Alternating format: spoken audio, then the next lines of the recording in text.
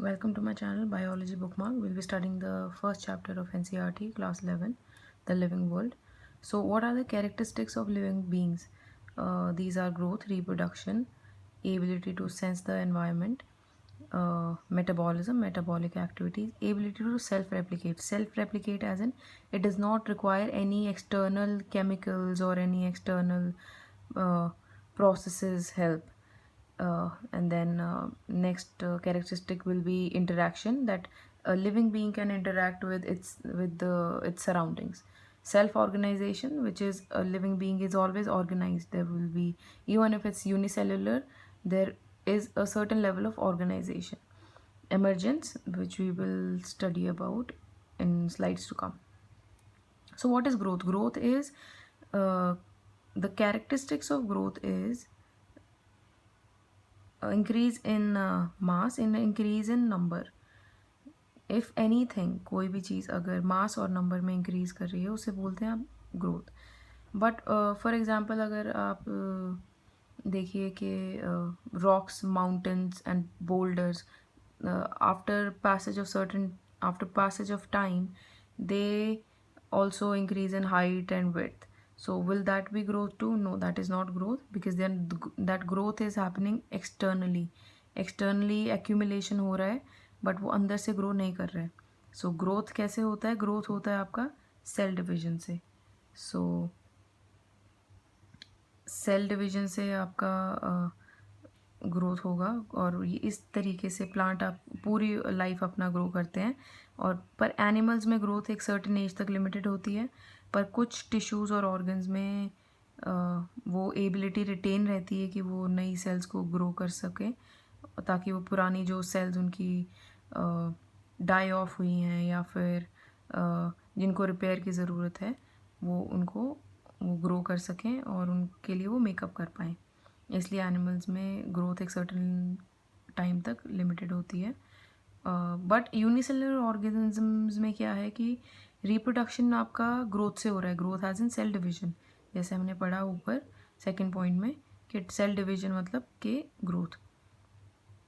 तो रिप्रोडक्शन भी यहाँ पे सेल डिवीजन में हो रहा है, सॉरी सेल डिवीजन के थ्रू हो रहा है. तो फिर ये इसलिए हो रहा है क्योंकि इट्स ईजियर, उनका मशीनरी बहुत सिंपल है. मल्टी सेलुलर ऑर्गेनिज्म का मशीनरी, उनका स्ट्रक्चर बहुत कॉम्प्लेक्स होता है, तो इसलिए वो सेल डिवीजन से रिप्रोड्यूस नहीं कर पाते हैं, सिर्फ ग्रो करते हैं. सो ये हमने पीछे एड्रेस किया क्वेश्चन. सो नाउ अब हमने पढ़ा कि ग्रोथ जो चीज़ करेगी इज़ ओनली ग्रोथ पैरामीटर जिस पे हम जज करेंगे कि ऑर्गेनिज्म लिविंग है या नॉन लिविंग है. नहीं, हम ऐसे नहीं कर सकते हैं, क्योंकि हमें ये देखना होगा कि क्या सर्कमस्टांसेस हैं, क्या चीज़ें हैं जिससे वो ग्रोथ हो रही है.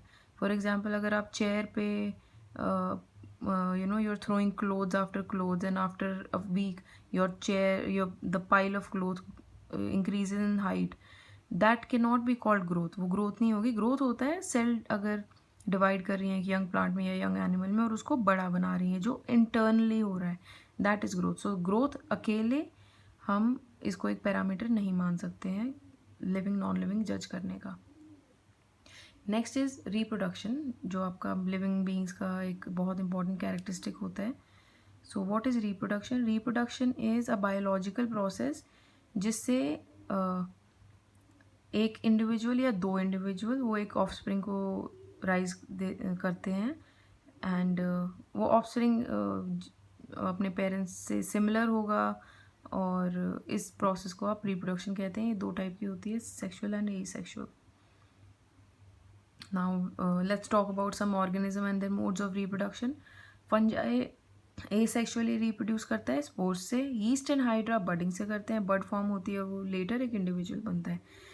प्लिनेरिया ट्रू रीजेनरेशन से रिप्रोड्यूस करता है. What is true regeneration? True regeneration is आपका एक फ्रैगमेंट से, प्लेनेरिया के एक फ्रैगमेंट से या एक पार्ट से, कोई भी बॉडी पार्ट हो, पूरा का पूरा प्लेनेरिया बन जाएगा, उसे ट्रू रीजेनरेशन कहते हैं. अब कई ऑर्गेनिजम्स में होता है कि उनका अगर कोई और ऑर्गन कट जाए तो वो दोबारा से रीजनरेट हो जाता है. That is not true regeneration, because in that case it is only giving rise to a part of body, but here a fragment is giving rise to a whole new individual. अब fragmentation है, fragmentation से आपका fungi, filamentous algae और protonema of mosses आपके grow करते हैं.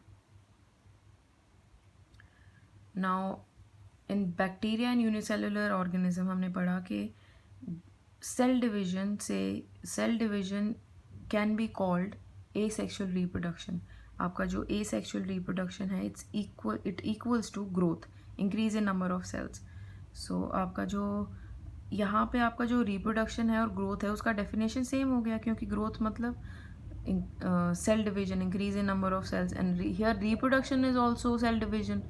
So in cases of unicellular organisms it becomes unclear concept of reproduction, only it becomes unclear. और इस concept से आप judge नहीं कर सकते कि organism living है या नहीं है. Also कुछ लिविंग ऑर्गेनिजम्स हैं जैसे म्यूल्स हैं, स्टेराइल वर्कर बीज हैं, स्टेराइल ह्यूमंस हैं, humans that can not reproduce, male and female both. So are they not living? They are living. So it means reproduction alone cannot be considered a parameter to judge whether an organism is living or not. So next parameter is metabolism. What is metabolism? All living organism वो chemical से बने हैं, आपको पता है. We are made of proteins, carbohydrates, fats and water.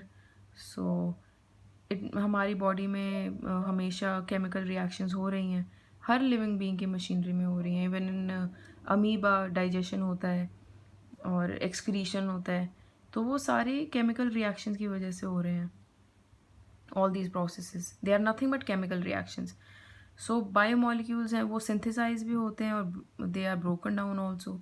Synthesise कौन से होते हैं? फॉर एग्जांपल कोलाजन जो आपकी स्किन को इलास्टिसिटी देता है, वो एक बायोमोलिक्यूल है, वो सिंथेसाइज होता है.